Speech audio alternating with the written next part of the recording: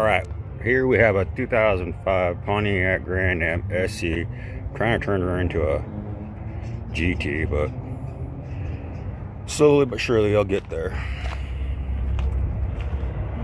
Yeah, I got the GT SCT hood, the rear spoiler, the SCT, the 16s. I love this sticker. Hell yeah. The V6.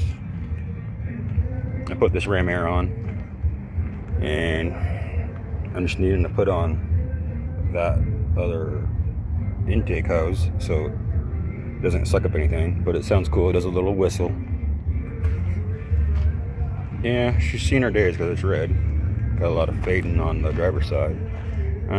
She's dirty, but all in all, gets me down the road. One chrome rim. Big on detailing, but oh, that just snapped. What was that? Yeah, not bad, huh? Drop a comment, ask some questions. Thank you.